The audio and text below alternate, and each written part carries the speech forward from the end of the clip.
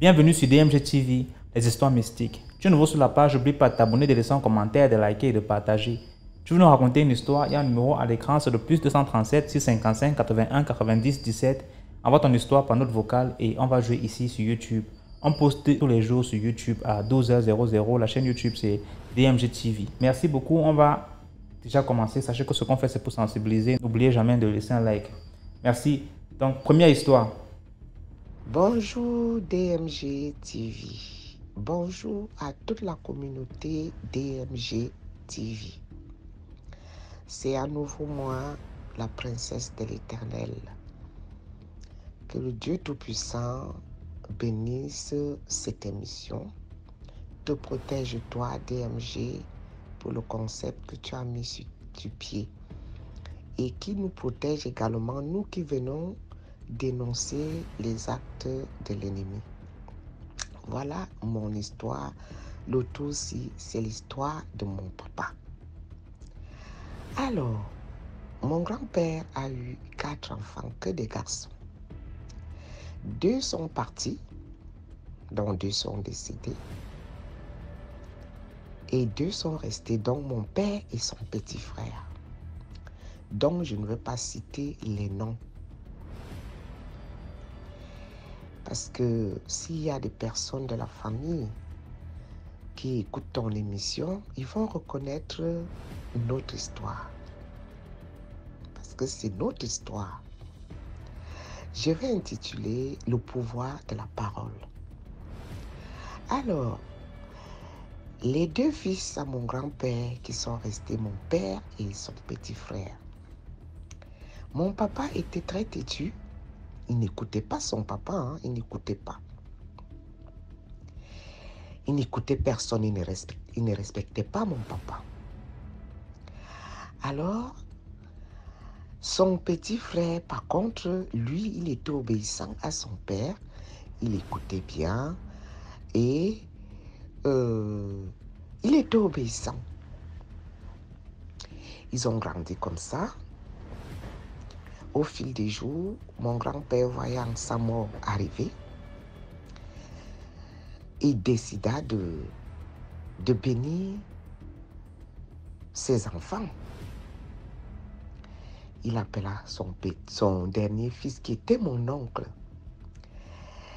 Et mon père qui était à côté, dès qu'il a appelé, il a prononcé le nom de mon oncle, mon père qui était à côté a répondu.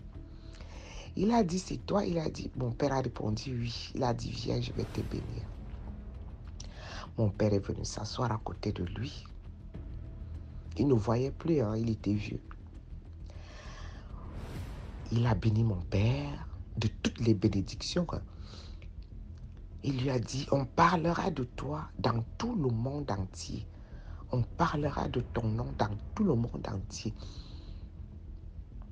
Tu seras béni. Quand il a fini de bénir mon papa, enfin, mon oncle, croyant que c'était mon oncle, il dit à mon papa qu'il croyait que c'était mon oncle, que bon, va m'appeler maintenant ton grand frère, comme il n'écoute pas, qu'il vienne aussi, moi je vais lui dire ce que j'ai à lui dire. Après mon papa, il lui a répondu, c'est moi. Il dit, donc c'est toi que j'ai béni? Mon papa a dit oui. Et il est décédé. Alors, il est décédé et mon papa a gardé le secret tout seul. Il n'a rien dit à l'autre, il n'a pas béni l'autre. Et ma grand-mère est restée avec ses 2 enfants. Il s'est dit, bon, comme mon mari est décédé, bon, maintenant je retourne dans mon village, au village où elle est née. Elle est repartie avec les 2 enfants. Chemin faisant, le petit frère à mon papa est décédé là-bas. Mon père a dit, hey, l'histoire-ci, je ne crois pas que je vais rester ici dans le village de ma mère. C'est mieux que je retourne. Je retourne dans mon pays, dans mon village. Et qu'est-ce que mon papa a fait un jour? Et je vous dis bien que mon papa était têtu, hein, parce que ma grand-mère avait un amant. Et qu'est-ce que mon papa faisait? Quand ma grand-mère faisait à manger, elle lui commissionnait d'aller déposer chez l'amant. Mon papa allait s'asseoir quelque part. Il finissait de manger toute la nourriture. Il revenait à la maison. Et un jour, ma grand-mère a fait des palmistes. Elle a fait un paquet. Elle a posé sur sa tête que bon, va au marché vendre les palmistes pour qu'on ait de quoi manger. Mon papa est parti. Arrivé sur le chemin, il a croisé un oncle. Un oncle, enfin, il ne savait pas que c'était un oncle. Donc, un cousin à son papa, il lui a posé la question, mais petit garçon, d'où tu viens? Il a dit, je suis de tel village et c'est ma maman qui m'a commissionné d'aller vendre les palmistes. Et mon oncle lui dit, moi aussi, je suis de ce village-là. Et mon père a suivi cet oncle-là. Il est revenu dans notre village, c'est-à-dire au village de son papa. Il a grandi comme ça. Il a grandi. Il a grandi, il a grandi, il a grandi. Il a fait son chemin. Et je veux vous épargner les détails. DMG TV. Je vais vous dire que c'est cette vie que nous vivons aujourd'hui. Nous sommes éparpillés dans le monde entier. Dans le monde entier. Nous sommes nombreux, les enfants, les petits-fils, et nous sommes éparpillés dans le monde entier. Nous sommes toutes les races. Mon père a toutes les races. Les Allemands, les Américains, les Français, les Africains. Nous sommes toutes les races.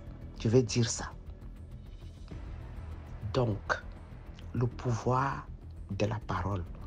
L'histoire de mon papa est un peu comme l'histoire de la Bible. Oui, c'est comme l'histoire de la Bible. Voilà. Bien, je vous remercie. Je vous recommande à partager, liker et à aimer la page afin que la famille grandisse. Bonne journée et à bientôt pour d'autres histoires. Merci beaucoup pour l'histoire. Là, on va passer à la deuxième histoire. Bonsoir la team DMG, je salue le Boing DMG. Le Boing de DMG, comme on le dit chez nous en Côte d'Ivoire, le Boing. Voilà, je suis une Ivoirienne de père et de mère, résidente à Abidjan, originaire du sud Comoé et de la région des Grands Ponts.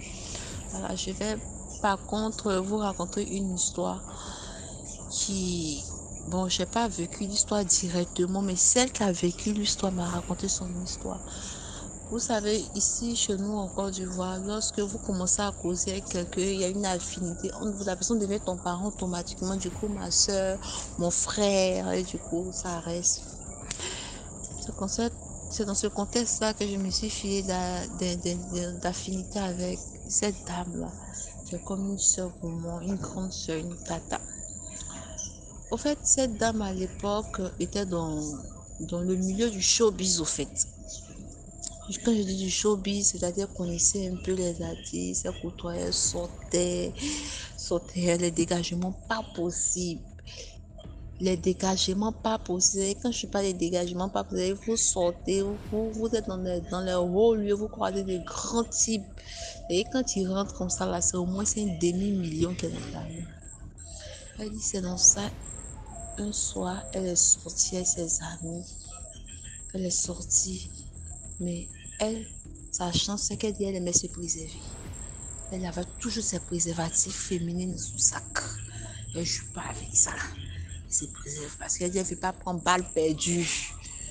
Elle sait que souvent, quand la boisson monte dans ses charmes, elle ne veut pas prendre de balle perdue. Quand on parle de balle perdue, c'est-à-dire elle est une mauvaise surprise au fait. Donc, ça concerne un jour, elle sort et elle fait la rencontre d'un monsieur. Le monsieur il prend son numéro, il prend le numéro du monsieur sur le cas, commence à échanger. Le monsieur l'invite une première fois, une deuxième fois. Le monsieur l'invite. Et là, ils vont dans un grand restaurant de la place.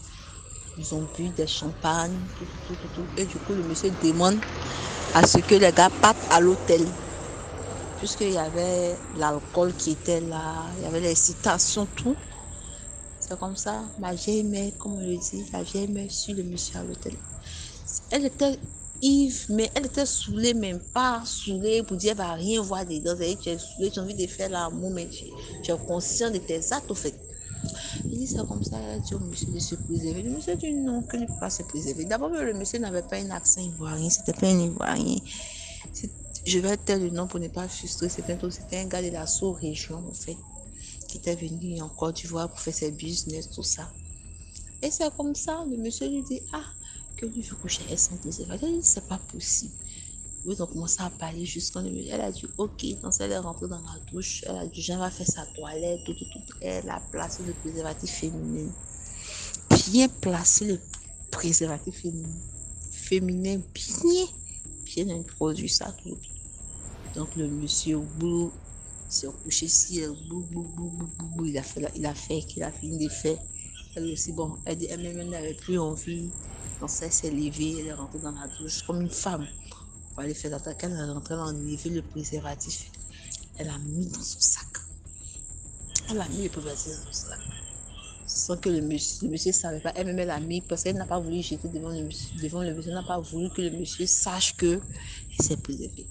Elle dit, c'est dans ça, le monsieur a compté au moins 2 à 3 millions pour lui donner en espèces. Donc, elle a pris l'argent, elle voulait faire son petit coin de onglerie, mettre les faux ongles, les faux cils, son petit coin d'esthétique, au fait. Donc, ce qu'elle a pris l'argent, elle a pris cet argent. Donc, elle doit rentrer. En rentrant, elle ne peut pas porter les talons qu'elle a portés pour venir chauffer, elle ne peut pas porter les mêmes talons là pour se retourner. En rentrant, puisqu'il y avait tapette dans son sac, nous tous on sait que quand on sort pour aller chauffer là, au moins tu as ton petit sac qui a tapette dedans, mais elle prend le sachet, elle met les préservatifs là dedans qu'elle avait attaché là, elle met les pieds là et elle met dans le sac. Et quand elle met le préservatif dans le sac, elle dit, le monsieur ils ont causé, se sont libérés, tout. Elle a pris la route, elle rentre à la maison. Le temps de partir au marché, faire quelques courses. Elle entend comme s'il y a bruit dans son sac, au fait. Genre comme s'il y a du bruit dans son sac. Bon, quelque chose qui fait je ne sais pas si vous voyez un peu, genre de mousse dans son sac. Elle ne considère pas ça, elle ne calcule pas ça. Elle est dans le taxi, elle a l'impression qu'il y a quelque chose de bruit dans son sac. Donc, elle dit non, c'est pas possible, attends, je vais voir. Il y a quelque chose dans mon sac, je n'arrive pas à comprendre. C'est pas un gros sac, c'est genre les mini sacs là. Donc, elle a l'impression que c'est dans le sachet, ça y est. Donc, elle ouvre le sachet, elle regarde pour voir ce qui bouge dans son sac. Elle va essayer de tuer ça. Elle regarde dans, comment dirais-je, dans le préservatif. Elle voit, ce sont les asticots qui sont dedans. Ce sont les asticots qui sont dans le sperme du monsieur qui l'éjacule en elle. C'était asticots heureusement que c'est préservé. Donc, sur le chat, elle a souri, puisqu'elle-même, c'est une go qui ne dort pas. Quand je dis elle ne dort pas, elle dit ma petite, nous sommes en Afrique. Je n'ai pas tué pour quelqu'un, personne ne va tuer pour moi. Je n'ai pas mangé pour quelqu'un, personne ne va manger pour moi aussi. Donc, elle ne dort pas, elle se cherche. Elle dit, en même temps, sur les gens, elle a appelé le monsieur. Elle a dit au monsieur, donc c'est dans mon corps, tu voulais mettre tes asticots. Le monsieur dit, comment ça? Non, sinon que j'avais porté le préservatif féminin. Le monsieur a crié, tu m'as tué. Il a mis sa main sur sa tête, il a commencé à crier. Du genre comme un début de folie. Elle a raccroché le téléphone, quoi. Elle a continué au village, elle a dit merci aux ancêtres. Elle a pris cet argent, elle a grandi son coin. Donc elle est partie, d'après dans les consultations, on lui a dit, heureusement qu'elle a eu l'intelligence de se préserver, sinon c'était pas bon. Parce que tout ce qu'il demandait, c'était un contact direct. Et comme ça, le monsieur est devenu trop. Elle n'a pas cherché à savoir de ses nouvelles, elle a eu son argent, elle a pris. Après, elle est quittée dans le milieu de la nuit totalement. Elle s'est rangée, elle a fait son petit coin, elle s'est rangée, elle est restée dans son coin. C'est comme ça, elle m'a expliqué l'histoire, elle n'a jamais dit ça à quelqu'un. Ça m'a aussi l'expliqué. Comme nous sommes devenus une famille, c'est dans ce contexte-là que je tenais à vous expliquer un peu l'histoire. Merci pour tous ceux qui racontent les histoires. En tout cas, sachez que vous sauvez beaucoup de vies. Surtout nous qui sommes jeunes, ça nous permet de nous démarquer et puis de réfléchir avant de poser nos actes. Merci beaucoup pour l'histoire. Maintenant, on passe à la troisième histoire. Bonsoir DMG TV. Bonsoir la communauté DMTG. En fait, j'ai une histoire à raconter. Cette histoire, c'est histoire vraie qui s'est passée dans ma famille. Jusqu'à sa terminer d'une décennie. En fait, cette histoire a commencé en 2009 de Guinée-Conakry. Cette histoire, c'est une histoire de ma maman. Elle est décédée, paix à son âme. Mais cette histoire-là moi je sais, qui s'est passée devant moi, lorsque j'étais en Afrique. Ma maman, à l'époque, était mariée avec mon père, mais le mariage n'a pas marché. Ils se sont divorcés. Quand ils sont divorcés, nous on était petits. Maman a souffert à côté de son frère pendant des années. À l'époque, il y avait sa maman qui vivait chez son frère aussi.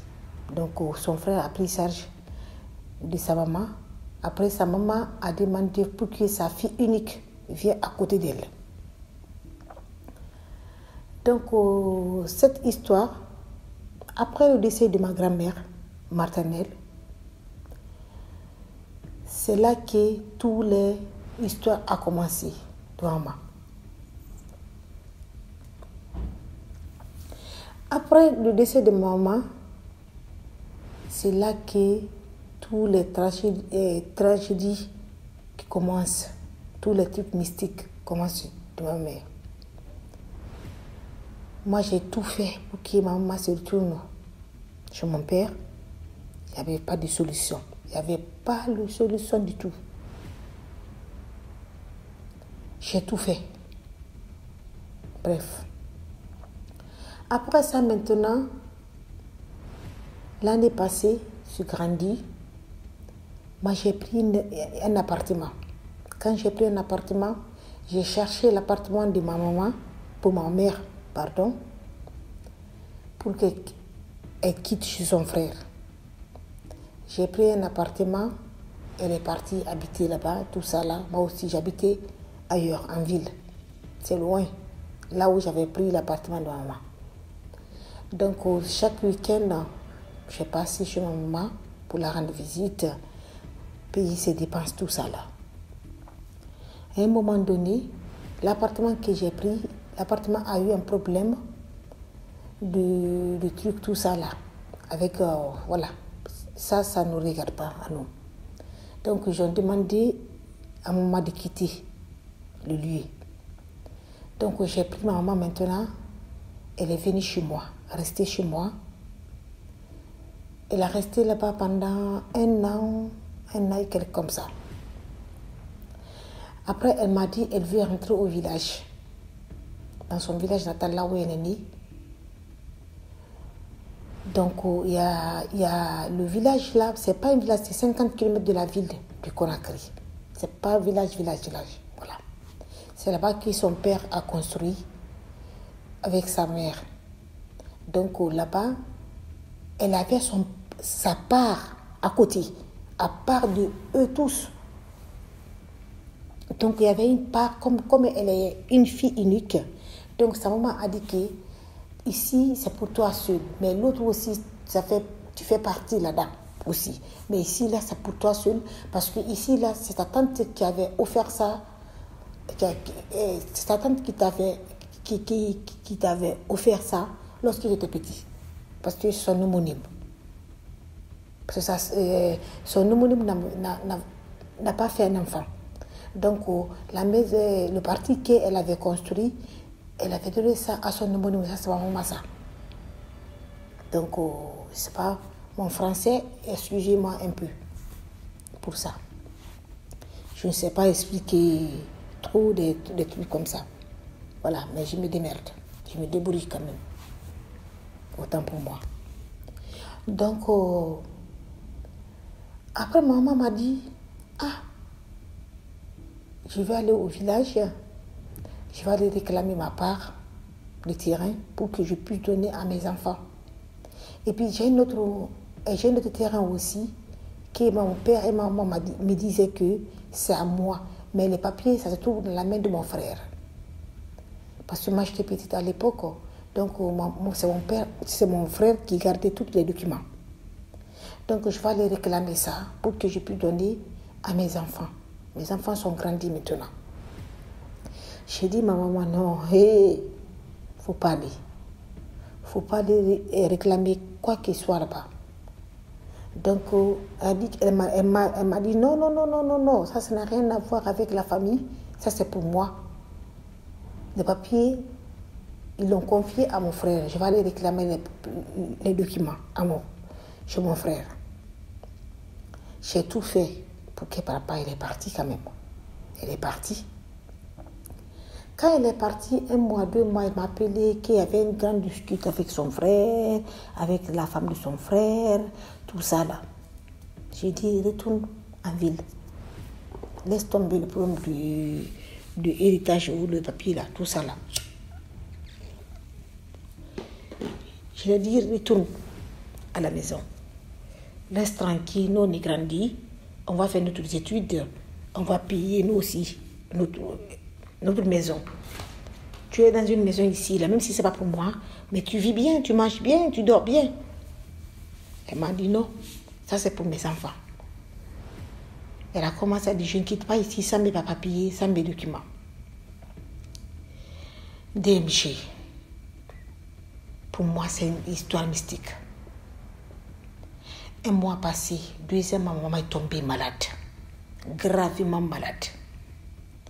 On m'a appelé au téléphone parce qu'il y avait ses enfants, mais on n'a pas de moyens. C'est moi seulement qui gagnais ma vie, un peu. On m'a appelé au téléphone pour aller chercher ma maman, qui est malade. Je suis allée récupérer ma maman, je l'ai envoyée à l'hôpital, ils l'ont soignée. Elle me disait tout le temps qu'elle a mal aux poitrines. J'ai mal aux poitrines. Il n'y a pas échographie, il n'y a pas radio que je n'ai pas fait, il n'y a pas de médicament que je n'ai pas acheté pour ma maman. Ça se calme, ça revient, ça se calme, ça revient. Même les médecins me disaient qu'ils ne savent pas que c'est quoi. Parce que tous les médicaments qu'eux connaissaient, ils l'ont tout donné. Ça ne marche pas. J'ai dit à maman, il ne faut pas que tu parles là-bas maintenant. Reste là, laisse le problème du héritage, tout ça là. Appelle ton frère, tu dis qu'il t'annule tout. Elle m'a dit non, je vais partir. Il ne peut pas prendre ma part. Je suis vieille maintenant, je vais aller récupérer ma part. Je donne ça à mes enfants. Il faut que je parte. Elle est partie. Je te le jure que DMG. 2 mois après, ma maman a rendu l'âme. Ma maman est décédée dans ma main. Le jour que ma maman est tombée, elle devrait mourir. On m'a parlé au téléphone. Je suis quittée chez moi à 6h du matin pour me rendre au village là. J'ai pris ma maman dans la voiture en rentrant dans la cour de l'hôpital. Tu vois que maman a rendu l'âme. Tu sais, chez nous les musulmans, on dit si quelqu'un est décédé, si tu vois les yeux ouverts, ça veut dire qu'il appelle notre mort. Quand maman est décédée, ses yeux étaient ouverts. C'est moi qui étais là, j'appelais tous mes frères de venir, tout ça là. On a fait l'enterrement. Mais après l'enterrement, c'est là-bas que la guerre a commencé. Entre l'âme de maman et ses frères. Je te le jure, DMG, c'est une histoire vraie qui est passée dans ma famille. Après l'entraînement de ma maman, même pas 40 jours de ma maman, son frère est tombé malade. 10 jours après, son frère est décédé. Non, astafurlah. Oui, c'est ça. Son frère est décédé. Ils ont fait 40 jours de ma maman, la mort de ma mère. Son frère aussi pareil. Son frère est décédé, le fils de son frère aussi est décédé. Même semaine. Elle aussi est partie, la femme de son frère aussi est décédée. Même pas 2 mois. Il y avait 3 morts, 3 décès de la famille. Ça s'est passé. Et à son frère aussi qui voulait aller dire à tout le monde que il y a l'enfant de mon frère est décédé pour aller dire à la famille. Lui aussi, le moto-taxi, il a tapé sur la route. Lui aussi, il est décédé sur place. Ça fait 4. Ça fait 4 personnes. Toutes les personnes qui étaient associées de la mort de ma maman, ils sont tous partis. À 1 an, 1 année, tout le monde est parti. Sauf une seule personne. Une seule personne qui s'en foutait de tout l'héritage, tout le lien avec la famille, ni ses enfants, ni lui, tout ça là, il n'a rien à foutre. C'est lui qui vit jusqu'à présent. C'est lui qui s'en foutait de tout. Lui, c'est ses enfants, sa femme. Voilà, le reste des trucs, il ne part même pas au village. Même s'il y a quelque chose, il ne part pas. C'est lui qui vit. Toutes les personnes, tous ses frères qui sont associés pour la tuer, pour la faire du mal, tout le monde l'a suivi à 1 année de près.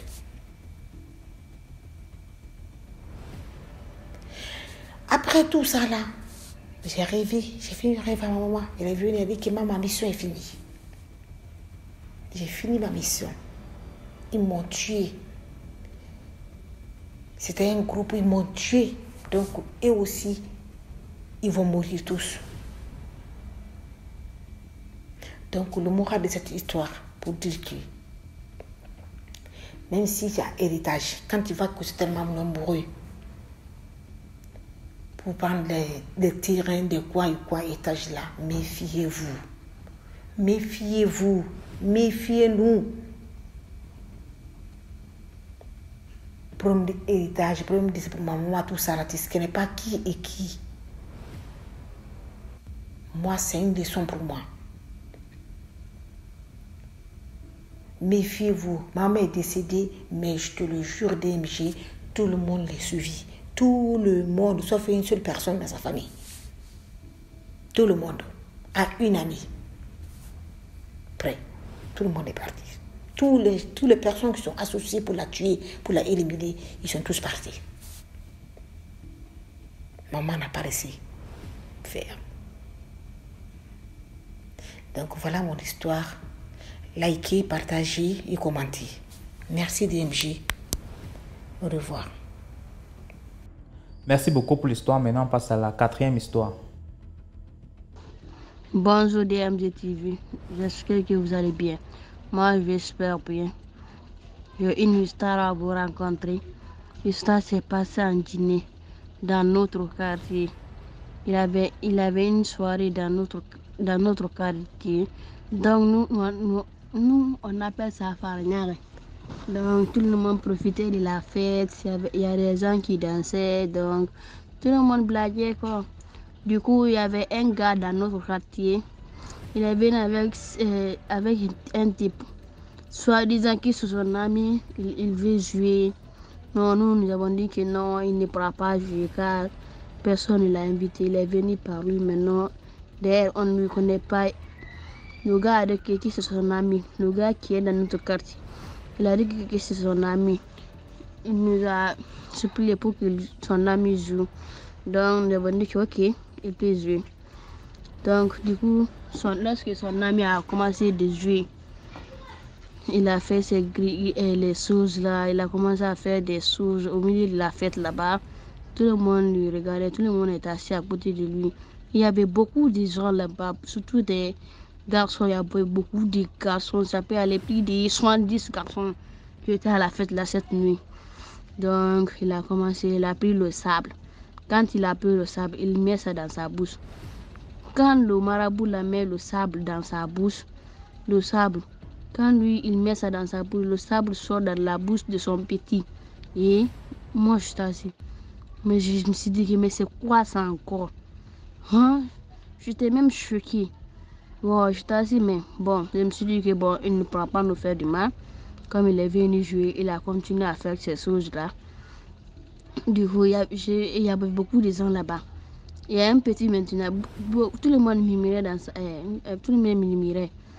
Mais personne n'a pu élever sa voix pour lui dire qu'il fait des bêtises. Sauf un petit, celui qui a eu le culot de dire, mais c'est quoi ça? Il n'a qu'à quitter. Ce sont des mensonges. Moi, je ne le crois pas. Donc, le marabout, du coup, il a tourné sa tête. Il a tourné sa tête vers les gens là. Donc, le petit n'a pas répondu. Il a dit, mais qui vient de dire ça qu'il ne me croit pas? S'il est intéressé à un garçon, il n'a qu'à se montrer. Il va voir de quoi je suis capable tout de suite. Mais le petit, il ne s'est pas montré. Donc, du coup, maintenant, le marabout, il a pris un mouchoir blanc. Excusez-moi, il a mis ça dans son pantalon. Il a touché son truc là. Donc, il a fait les mouvements avec. Du coup, maintenant, quelques secondes comme ça, il a pris le mouchoir, il a fait remonter le mouchoir encore. Il a jeté le mouchoir. Quand il a jeté le mouchoir, je vous le jure, le petit qu'il disait qu'il ne croyait pas, le petit est venu vers lui. Excusez-moi. Le marabout lui a dit, si l'intention ne montre pas, qu'il va faire disparaître son affaire là. Là, je voulais de son cucu. Mais le petit ne s'est pas montré. Donc, le petit ne l'a pas fait. Il est resté comme ça. Il a pris le mouchoir, il a frotté sur son truc là. Il a jeté le mouchoir. Quand il a jeté le mouchoir, le petit est venu vers lui en pleurant. Il a dit, mais qu'est-ce que tu m'as fait? Comme ça, tu as fait disparaître mon truc là. Le marabout lui a dit, je t'ai demandé plusieurs fois, mais tu ne m'as pas répondu. Petit, tu as eu ce que tu voulais. Il a frappé le petit dans sa bouche. Tu as eu ce que tu voulais. Le petit s'est précipité vers sa mère. Sa maman est venue. Quand sa maman est venue, tout le monde a supplié le marabout là de commencer à 21h jusqu'à juillet. On lui a plaidé. Mais le marabout, il ne voulait pas. Donc, il a dit maintenant une seule condition, si le petit fait ses arts du sourd maintenant, que son affaire va disparaître pour l'éternité. Donc, le petit avait peur. Donc, le marabout a dit, ok, d'accord, je vais le faire. Il a pris le mouchoir encore. Lorsqu'il a frappé sur les parties intimes de le petit, l'affaire est apparue encore. Donc, c'est fini. Le petit et sa maman sont rentrés à la maison dans la même nuit. Comme je vous ai dit tout de suite, il y avait beaucoup de garçons là-bas dans la fête. Tout le monde murmurait. Donc, le marabout n'a rien dit. La nuit, il y avait un petit. C'était l'ami de mon petit frère. Ce jour-là, mon petit frère, lui, il dormait à la maison. Il n'a pas été à la fête là. Lui, il dormait. Son ami là, il est venu chez nous la même nuit. Hein. Le même nuit là. Donc, il est venu vers mon petit frère là pour le dire que donc son affaire ne fonctionne plus, qu'il s'est disparu. Ouais, mon petit frère dit, mais quoi? Oui, il a dit, oui, il y avait un marabout dans la fête, comme toi tu n'as pas été, c'est pourquoi il a fait disparaître le truc de le petit là. Et pourtant, nous aussi, on parlait, on murmurait, hein, mais nous, on n'a pas élevé nos voix. C'est le petit qui a fait, mais il a fait disparaître pour nous, moi. Donc, du coup, ils sont partis vers l'un de ses grands. Il a expliqué ça à son grand aussi. Son grand aussi a dit, alors, attends-moi seulement, moi aussi je vais aller voir réellement si pour moi aussi fonctionne actuellement. Quand l'autre il est parti pour faire du pipi, donc il n'a rien trouvé là-bas. Waouh! Mais il a dit que mais c'est quelle histoire ça encore? Mais c'est quoi ça? Du coup, lorsqu'ils étaient assis maintenant, choqués, il y a l'un de ses amis qui sont venus encore. Lui aussi, il lui a dit à l'air grand, mon affaire ne fonctionne plus. Oh, ils ont commencé à crier. Donc, le marabout lui a fait ça. Et pourtant, ils n'ont rien dit. Seul le petit qui a tout commencé. Même quand le petit est rentré à la maison, pour lui, est disparu. Pour lui, est disparu complètement. Il n'y a rien dans sa bouche. C'était plat même. Donc, le marabout, c'était dans notre quartier. Le marabout a fait disparaître les kikis des gens. Les gens qui étaient dans notre quartier, kikis de tous les mondes, je vous le jure. Tout le monde, actuellement, c'était sous. À ce moment, c'était sous chez nous. C'était sous chez nous. Le lendemain maintenant, quand ils sont partis, c'est le marabout là. Le marabout là, il est venu. Quand on l'a demandé, il nous a tout simplement répondu que lui, il ne pourra plus jamais faire ça. Il n'a plus le pouvoir de le remettre. Non, il n'a plus le pouvoir de le remettre. Ça. Comment est-ce que c'est possible? Hein? Toi qui as fait quelque chose la nuit, le lendemain, toi tu ne peux pas le faire encore. Mais c'est quel problème ça? C'est quelle histoire ça encore? Le marabout lui a supplié, mais bon, il a dit ok, moi je ne pourrais plus faire ça maintenant. Mais mon maître, lui, il pourra faire. Mais son maître était en déplacement, son maître n'était pas en Guinée en ce moment. J'ai même oublié. Son maître était en déplacement, son maître était dans un village comme ça, oui. Dans un village, quand nous avons appelé son maître, nous aussi, impossible de décrocher l'appel. Quand nous avons expliqué cet problème, il nous a dit que d'accord, vous ne devez pas vous inquiéter. Je peux le faire, même si je ne suis pas là-bas comme ça, qu'on a comme ça actuellement. Je suis dans un village, je peux le faire. Mettez-vous en rang. Mettez-vous en rang.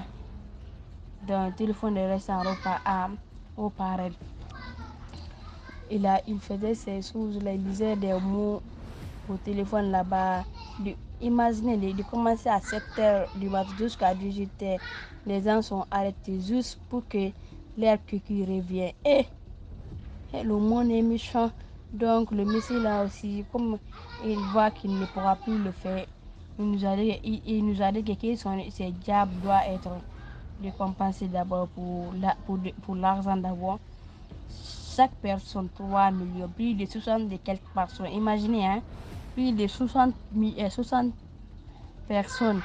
Chacun 3 millions, 3 millions, 3 millions. 3 millions, chacun devait payer 3 millions, 3 millions. Mais c'est quoi ça? Hein? Même avoir 500 francs pour acheter de l'eau pour boire, c'est impossible de boire ça. Mais si lui, il dit alors qu'il est de payer 3 millions, 3 millions. Non, le monde est méchant. Donc, nous sommes restés comme ça. Le lendemain encore, on l'a appelé. Nous avons dit de les laisser à 50 000. Donc, il nous a dit, ok, c'était la même chose. De commencer de 7h à 7h à 18h. Rien n'a fonctionné. Donc, les garçons, l'histoire là, je ne sais pas comment ça s'est terminé. Hein, parce que tellement nous sommes à Cancun, mais deuxième capitale maintenant. Nous ne sommes plus dans le même ville. Donc, c'était juste un peu ça. Je vous remercie. Merci beaucoup pour l'histoire. Maintenant, on passe à la 5e histoire. Bonjour DMJ. Aujourd'hui, j'espère que tu vas bien. Aujourd'hui, si je te fais si je raconte cette histoire que j'ai vécue personnellement il y a même pas quelques jours, c'est vraiment pour sensibiliser parce que dans cette vie-là, si tu marches pas avec Dieu, c'est que ta vie est foutue. Parce que le mal est partout et à tout moment. Et tu ne sais pas quand est-ce que tu vas rencontrer de mauvaises personnes. Quand est-ce que tu vas rencontrer des mauvaises personnes. Parce que pendant qu'on marche là, pendant qu'on est en train de... Voilà, on est là. il y a beaucoup de choses qui se passent et le diable vraiment est vraiment présent. Il habite déjà sur cette terre-là. Donc, qu'est-ce qui se passe? C'était un après-midi. C'était un après-midi. Bon, je ne vais pas dire le pays où je suis, ni la ville et tout. Donc, c'était un après-midi. Je revenais de ma pause du travail et j'ai emprunté un taxi. Donc, je revenais à mon lieu du service. Et dès que le chauffeur m'a déposé, j'ai rencontré, il y a un monsieur qui venait en même temps garer sa voiture au garage. Parce que là où je suis, c'est près d'un garage. Donc, il gare comme ça et il sort de sa voiture et il me regarde, il m'observe. Après, moi aussi, je le dépasse un peu. Après, il m'appelle, il m'interpelle et il vient me saluer. Dès qu'il vient me saluer, il me dit bonjour monsieur. Il dit ah bon, comment tu vas et tout. Je dis je vais bien et vous. Il dit waouh, que je vous observe depuis que vous étiez monté dans le taxi, depuis que vous étiez descendu du taxi, je vous ai observé. En tout cas, vous m'avez, je sais pas quoi, mais j'ai un instinct qui ne me trompe jamais. Je sens que vous allez me porter beaucoup de chance. Et le monsieur m'a dit comme ça, cache comme ça, là, pour rien comme ça. Il s'est présenté, hein. Et après, il a commencé à me dire des choses comme ça. Moi, dans ma tête, je me dis, mais à quel moment, comment ça, quelqu'un que je connais pas, il vient m'aborder dans la rue comme ça pour me dire que je vais lui apporter beaucoup de chance et tout ça, de prendre son contact. Il fait dans les... Je peux aussi mentionner son travail. En tout cas, bon, peut-être que je peux mentionner son travail. Il fait dans les, comment on appelle ça, dans les ponts et chaussées. Donc, c'est comme ça.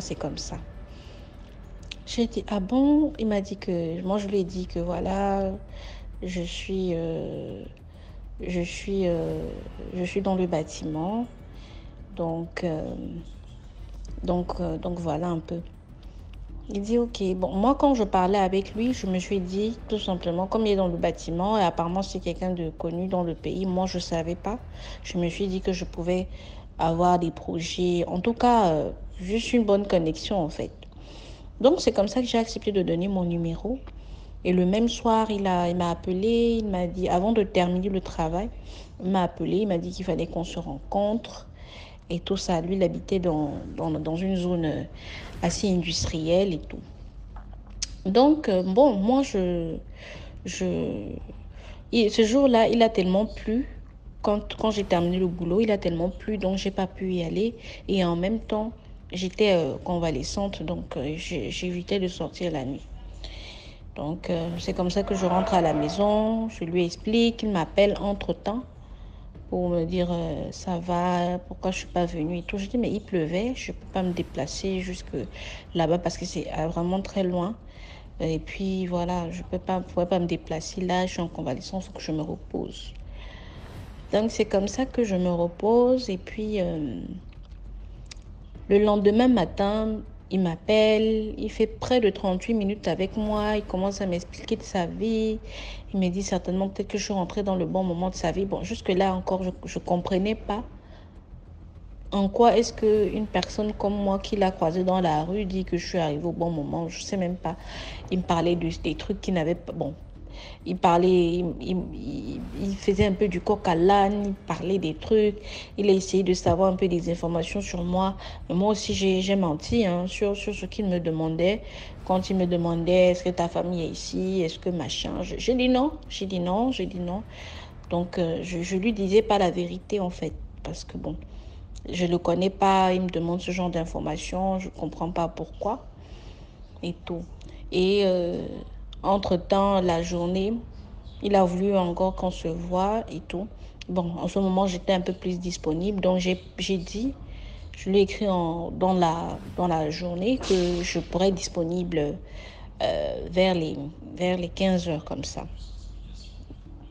Donc, c'est comme ça que vers les 15 heures par là, je l'appelle, je lui dis, bon, ok, on va se retrouver où et tout. Donc, c'est comme ça que je me rends à l'endroit, au restaurant indiqué, parce que j'ai vraiment voulu insister que ce soit en tout cas dans un restaurant, parce que, voilà. Donc, il a dit, il n'y a pas de souci, effectivement. Donc, on s'est retrouvés là-bas. Il a payé le taxi et on a discuté. Au début, il avait un ami, on a discuté. Et après, on a changé de restaurant parce que moi, je n'aimais pas les menus du restaurant qui était proposé dans ce restaurant-là. Donc, on a changé. On est allé dans le restaurant d'un hôtel, d'un grand hôtel quand même de la place. Et parce qu'il faisait des brunchs. Voilà, donc on est allé là-bas, j'ai pu me servir, j'ai pu manger. Et après, il était en train de me raconter des histoires. Bon, en même temps, il me draguait, en même temps, il me disait qu'il avait un projet, un grand projet de centre commercial, que c'était comme ci, c'était comme ça, et tout et tout. Donc, il me disait qu'il allait me mettre dans le coup. Mais en même temps, il me disait que puisqu'il fait les ponts et chaussées, il a quelque chose, il a des sérieux problèmes. Il me demandait de travailler, il me demandait de prier pour lui par rapport à ça. Et parce que il a confié, enfin, il n'est pas très souvent sur ses chantiers. On lui a confié un marché de 2-3 milliards pour la construction des... Bon, je ne vais pas aussi dire parce que si je donne trop de détails, je ne sais pas si il peut me entendre ça un jour. Donc, c'est comme ça que... Oups. Donc, c'est comme ça que... il me raconte, il me disait que si il aimerait que m'accompagner, il aimerait que je l'accompagne à l'intérieur du pays, là où il est en train de faire ses routes, ses travaux de route et tout et tout. J'ai dit, mais en quoi est-ce que ma présence serait nécessaire dans ce travail-là? Il dit oui, non, il veut vraiment, je peux découvrir aussi le pays et tout et tout. Moi, j'ai trouvé ça vraiment bizarre. J'ai vraiment trouvé ça complètement étrange. Et dans notre conversation, il me demandait aussi que, bon, moi, je veux faire de toi ma chérie et tout, c'est vrai. Voilà, c'est vrai que je suis déjà mariée, mais ma femme, elle est au Canada. Et en ce moment, j'ai pris du recul, machin. Donc, euh, j'aimerais que tu me donnes le numéro de 3 personnes que je pourrais appeler au cas où, par exemple, comme tu es malade, si tu tombes là en ce moment, je sais que je peux appeler telle personne. J'ai dit, ok, j'ai compris, je vais donner. Il m'a dit, j'ai dit, ok, je vais donner. J'ai dit, bon, comme je suis en train de manger, j'ai dit après. Après, il a encore insisté. J'ai dit, bon, j'ai compris, je vais donner. Quand je suis venue, le rendez-vous était à 16 heures, donc à partir de 19 heures comme ça, j'ai demandé à ce qu'on rentre. J'ai demandé à rentrer parce que 20 heures, je devais prendre mes médicaments. Je ne voulais pas rester trop tard, je ne voulais pas rester à plus que ça dehors parce que j'avais vraiment besoin de repos. Donc, surtout que, je ne sais pas pourquoi, mais avant même de sortir de la maison, avant même d'aller dans ce rendez-vous-là, j'avais fait une prière à Dieu parce que à chacune de mes rencontres, bon, moi je suis quelqu'un de spirituel, je prie. Et puis aussi, je suis suivie spirituellement. Donc, j'en ai parlé à ma mère j'ai dit, ah maman, j'ai rencontré telle personne. Bon, est-ce que... J'espère que c'est pas quelqu'un qui a de mauvaises intentions envers moi et tout. Bon, elle m'a pas donné de détails en ce moment, mais elle m'a dit que c'est quelqu'un qui voit, qui a le don de voyance et qui voit. Et quand il a dit que tu allais lui apporter beaucoup de chance, il sait de quoi il parle et tout. Donc, quand j'ai terminé, je lui ai dit, bon, je lui ai toujours pas donné le numéro des 3 personnes-là qui demandaient que si je tombe là, qui je peux appeler et tout. Je lui ai pas donné. Il a insisté pour me ramener à la maison. J'ai dit ok. Et j'ai vu que c'était quand même quelqu'un qui était assez connu, dans le sens où, n'importe où il passait, les gens, les gens venaient le saluer et tout et tout. On allait manger au restaurant, même on a pratiquement pas payé parce que c'était un habitué et puis aussi c'était quelqu'un de connu. Son téléphone n'arrêtait pas de sonner. En tout cas, bon, j'ai senti que voilà. Mais c'est vrai que la voiture dans laquelle on roulait là, c'est une vieille voiture, mais bon, je me dis que c'est quelqu'un qui voyage beaucoup avec ça à l'intérieur. Donc, bon, ce qui est sûr, il a tenu à me raccompagner pour peut-être voir où j'habitais. Et moi aussi, je sais pas, je lui ai pas, dans nos conversations, je lui avais dit, bon, mais dans nos échanges, je lui avais dit, bon, j'habite dans tel endroit. Mais quand on est parti, je lui ai dit, bon, écoute, je ne vais pas arriver directement à la maison. Il faut que je fasse un saut. Il doit me déposer dans tel quartier parce que je dois récupérer quelque chose là-bas. Quand je lui ai dit ça, il a commencé à s'énerver. Il a dit, mais pourquoi tu ne rentres pas chez toi à la maison? J'ai dit, mais non, j'ai commencé à être douce parce que j'ai vu que c'était quelqu'un qui avait vraiment un tempérament chaud de par sa façon de parler. Quand je disais que quand on était au restaurant, son téléphone n'arrêtait pas de sonner. Quand son téléphone sonne, la manière qu'il parle à la personne, j'ai vu que c'est quelqu'un qui est assez très nerveux et tout et tout. Donc, j'ai voulu me jouer à la fille naïve, à la fille douce, qui parle pas beaucoup et tout. Donc, quand il a commencé à s'énerver comme ça, j'ai dit non, mais pourquoi tu t'énerves? Moi, je dois récupérer absolument cette chose de toute façon, même si je ne récupère pas maintenant. Il faut que je récupère, même si je pars à la maison, je vais toujours revenir là-bas pour prendre ma chose, pour partir. Parce que voilà, si je suis obligée, c'est quelque chose de très important que je dois récupérer. Et quand j'ai dit ça, il a commencé à s'apaiser. Donc, voilà. Mais surtout, je n'ai pas compris déjà pourquoi est-ce qu'il s'énervait. Si je dis que je me dépose, bien peut-être qu'il avait des intentions de connaître ma maison. Bref, dans tous les cas, il m'a déposé et sur le chemin, il était en train de me raconter encore des histoires. Il me disait qu'il allait m'envoyer le projet pour que je puisse voir avec une équipe comment je pourrais réaliser ça et tout et tout. Après, il me disait que tu sais, si moi je sors avec lui, il a commencé à me donner des détails bizarres. Moi, j'étais là, mais dans ma tête, je voulais voir déjà le bout du film. Je voulais voir le bout du film. Donc, c'est comme ça que quand on a... Dans la voiture, il me disait que, tu sais, moi, c'est vrai, moi, je veux que tu sois ma chérie parce que je vois que tu es quelqu'un de bien. Quand je te vois, ta manière de parler, moi, je sais déjà que tu es une fille bien, qui est soumise, qui est respectable, qui est respectueuse, du moins, et qui est attentionnée, et tout, et tout. Et que, tu sais... si on couche un jour, on couche ensemble, moi, tu sais, moi, je n'aime pas utiliser les préservatifs parce que, bon, moi, j'estime que voilà, et tout, et tout. Dans mon cœur, j'ai dit que c'est que ça va jamais arriver. donc, c'est ce qu'il m'a dit. Hein. Il m'avait dit, non, moi, je n'aime pas utiliser les préservatifs et tout, et tout. Ce qui est sûr, si tu es ma chérie, en tout cas, on va pas utiliser de préservatifs parce que moi, je suis très droit. J'ai eu plein de filles, mais c'est pas les filles qui me manquent, mais moi, je ne couche pas avec n'importe qui et tout ça. Moi, je t'ai vu, je sais que tu es bien. En tout cas, je veux pas qu'on se sépare. En tout cas, je ferai tout et tout et tout. J'ai dit, ok, j'ai compris. Donc, on est arrivé dans le lieu, dans le quartier que j'ai dit, il m'a déposé. J'ai fait exprès, je lui ai dit, écoute, parce qu'il a dit non, il faut que demain on se voit aussi, il veut passer le maximum de temps avec moi. C'est parti, c'est monté, c'est descendu. J'ai dit, ok, il n'y a pas de souci. Donc j'ai fait exprès pour lui dire que bon, écoute, demain là, tu sais, demain je vais aller faire mes ongles et tout. Donc si je peux avoir même l'argent pour ça et tout ça. Donc j'ai dit ok. Donc il m'a donné une somme d'argent, je ne vais pas dire le montant. En tout cas, il m'a donné une somme d'argent. Je suis descendue avec.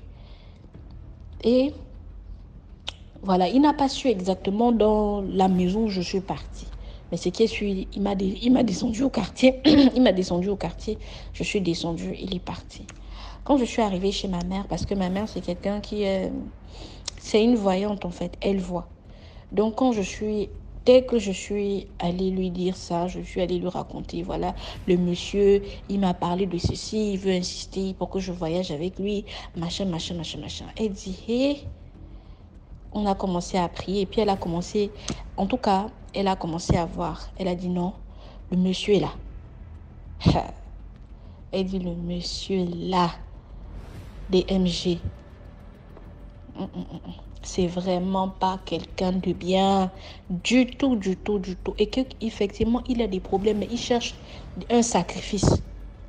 Et que c'est pas n'importe qui est bon pour le sacrifice. Donc, quand il t'a vu là, il a déjà des plans sur toi comme ça. Donc déjà, méfie-toi de lui. Ne cherche même pas à aller, à voyager. Ne fais même pas quoi que ce soit avec lui. Parce que c'est un monsieur qui a déjà de mauvaises intentions. Il est prêt à faire du n'importe quoi parce que c'est quelqu'un même qui fait déjà dans les sacrifices. Et c'est quelqu'un de très connu. Il est dans la politique et tout ça. Là, il fait beaucoup de choses. Il fait beaucoup de mauvaises choses. Il n'a pas le sang-froid. Et il travaille avec des gens qui n'ont pas d'état d'âme. Donc s'il doit te tuer, il va te tuer tranquillement. Et que c'est même quand elle m'a dit que même le monsieur que tu vois, tu es là comme ça là, il était armé, il avait un pistolet silencieux dans sa poche. Donc et aussi elle m'a aussi donné les détails que elle dit que heureusement même tu n'as même pas cherché même parce que toi-même déjà tu es une fille, tu ne couches pas avec les gens comme ça. Donc, parce que le monsieur même là, il est malade, il a le VIH/SIDA. Et le pire, c'est que en plus de ça, quand il couche avec toi, il te laisse des choses dans le ventre. Donc, c'est un monsieur hautement mystique, c'est un monsieur qui fait dans des sales trucs, qui fait dans le noir. C'est un monsieur vraiment et quand il t'a vu, il sait que effectivement tu vas lui apporter énormément d'argent. Donc, quand elle m'a dit ça, parce que bien avant, même, j'avais eu un rêve où il y avait quelqu'un comme ça. J'ai dit, quand elle m'a dit ça, j'ai dit, wow. J'ai voulu d'abord débloquer son numéro. Après, je me suis dit, non, comme c'est un monsieur qui voit, il peut se dire que peut-être je suis allée chez ma mère, j'ai vu, et que ses intentions. Donc, pour brouiller, comme il a déjà mon numéro, heureusement, il ne connaît pas mon lieu d'habitation. Heureusement qu'il ne connaît pas certaines de mes choses. Donc, je vais pas le bloquer maintenant. Je vais attendre quelques jours. S'il m'appelle, je fais comme si, voilà. Donc, comme pour dire que ce n'est pas tout le monde... on voit des gens comme ça, on peut croiser des gens comme ça, ils peuvent vous raconter beaucoup de choses, mais il faut faire très attention. On ne couche pas avec n'importe qui aussi. On ne couche pas avec n'importe qui, même si quelqu'un vient vous dire que machin, vous devez sortir ensemble et tout. Assurez-vous au moins de faire les tests parce que c'est important. Le sexe, c'est une grande porte d'ouverture. Ce n'est pas quelque chose qu'on doit négliger sous prétexte que la vie est facile et tout. Non, la vie n'est pas aussi facile que ça. Et les gens qu'on rencontre, il y a beaucoup qui sont vraiment dans les mauvaises choses. Moi, je ne savais pas qu'un jour je pourrais tomber sur ça. Donc, vraiment, il faut vraiment partager. Il faut beaucoup sensibiliser les jeunes filles, les jeunes. Voilà, parce que elles se disent que peut-être le monsieur est là. Il a peut-être... il ne faut pas aussi qu'il voit que tu es nécessiteuse ou quoi que ce soit. Parce que quand tu es nécessiteuse, tu es beaucoup plus facile. Tu te dis qu'on peut on peut t'avoir parce que bon, tu dis que le gars te fait voyager, il est dans la politique, il fait des trucs, toi tu pars seulement. Non, c'est pas comme ça que ça marche. Donc voilà un peu l'histoire, quoi. J'ai vraiment... Et il faut beaucoup prier, il faut prier. Quand la vie, là, c'est la prière. La vie, là, c'est la prière. Donc voilà un peu mon histoire. Merci beaucoup pour l'histoire. Maintenant, on passe à la 6e histoire. Bonsoir à DMG, bonsoir à la famille DMG. Bon, j'ai une toute petite histoire à vous raconter. L'histoire dont je vais vous raconter aujourd'hui parle d'une fille. Bon, l'histoire se passe en Côte d'Ivoire, précisément à Abidjan. Bon, cette fille dont je vous parle, la meilleure amie de notre voisine, je crois que bien qu'elle vivait avec un homme, cet homme-là, c'était un homme de la justice, il était bien, les deux vivaient bien ensemble. Elle avait vraiment tout, un chauffeur, tout ce qu'elle devait avoir. Mais là, elle était enceinte à l'époque. Oui, elle était enceinte. En tout cas, elle était belle dans sa grossesse. Tout se passait bien. Ce que, bon, ce que son ami nous disait, tout se passait bien, bien, bien. Jusqu'à ce qu'elle accouche d'MG. Cette femme, elle a accouché d'un garçon. Bon, au début, quand l'enfant est né, tout allait bien. Tout allait bien. Tout allait bien, tout allait bien. Jusqu'au jour, tout a basculé dans la vie de cette dernière. Tout a basculé. C'était l'enfant qui était toujours malade. Soit c'était pas l'enfant, sa mère tombait malade. Toujours, il y avait toujours quelque chose. Ou bien son frère même aussi, jusqu'à ce que son frère meure. DMG. Maintenant, comme son frère est mort, je me rappelle bien, il avait dit qu'il partait aux funérailles. La femme, elle, ça n'allait plus, et son mari, il était allé aux funérailles, ils ont fait les funérailles, tout s'est bien passé. Maintenant, elle avec son mari, ça n'allait plus. Jusqu'au c'est arrivé à un niveau où le monsieur ne dormait plus à la maison. Le monsieur ne dormait plus à la maison, elle était devenue triste, elle ne comprenait rien dans sa vie. Tout avait chamboulé dans sa vie DMG, elle ne comprenait rien. Elle se demandait, mais qu'est-ce qui se passe? Et cette femme, à chaque fois qu'elle décidait d'aller à l'église pour prier, quelque chose arrivait. Soit son enfant tombait malade. Si elle disait que ce dimanche, elle doit aller à l'église, son enfant tombe malade, on l'appelle à la maison en famille pour lui dire que il y a ta maman qui ne se sent pas bien, ou bien il y a tel parent que ça ne va pas chez elle. Jusqu'à un jour, bon, elle dit qu'elle décide d'envoyer, son enfant ne se sentait pas bien, elle décide d'envoyer cet enfant à l'hôpital. Maintenant, à l'hôpital, on lui a dit que l'enfant n'a rien, que ça va, donc elle se retournait. Et un homme de Dieu, les évangélistes, ils lui ont dit, Madame, pardon, passe à l'église tel jour, ils ont donné les cartes. Bon, comme les papiers, comme ils aiment beaucoup distribuer, ils ont donné une carte. La femme l'a dit, bon, moi, je n'ai pas le temps pour votre truc là, patati patata. Le monsieur dit, je sais pourquoi je te dis ça. Prends le papier, viens à l'église. Donc, elle prend le papier, elle dit, elle jette ça dans son sac. Donc maintenant, elle est arrivée à la maison, elle a commencé à expliquer à son mari. Son mari même n'avait plus le temps pour écouter ses histoires. Il dit toujours les mêmes histoires, il ne comprend rien. Le monsieur même, sa femme l'énervait. Il ne voulait plus la voir. Donc elle a dit à son mari, ah pardon, aujourd'hui on va à l'église. Le lendemain, il se décide, parce que c'était le dimanche, voici l'enfant qui tombe malade, voici l'enfant qui tombe malade. Elle dit, aïe, mais je ne comprends pas. À chaque fois que je décide d'aller à l'église, voici ce qui se passe. À chaque fois que je décide d'aller à l'église, voici ce qui se passe. Donc son mari dit, bon, aujourd'hui là, on va aller à l'église avec l'enfant pour voir ce qui ne va pas. DMG, ils arrivent à l'église avec l'enfant et voici ce que le pasteur dit, que l'enfant est un enfant sorcier. Aïe. Et tu commences ça, que ça cause ça, moi je ne voulais pas venir dans votre église. Parce que vous, à chaque fois, vous les évangéliques, à chaque fois que vous revenez dans votre église, c'est comme ça, vous vous comportez, vous dites patati patata, elle a commencé à raconter, quand c'était arrivé au niveau même où elle voulait prendre son enfant pour sortir de l'église, puisque l'enfant avait c'était 3 ans, il partait dans sa 4e année. Elle voulait prendre l'enfant pour sortir. L'enfant même ne voulait pas rester dans l'église, l'enfant voulait sortir, l'enfant pleurait. Ça, le pasteur dit non. Vous ne sortez pas avec l'enfant. Son mari même dit que l'enfant n'a qu'à rester. Ils vont prier. Si on dit l'enfant est sorcier, c'est qu'on doit prier pour l'enfant. Ils ont commencé à dire, ils ont commencé à prier. Voici l'enfant maintenant qui va commencer à parler d'MG.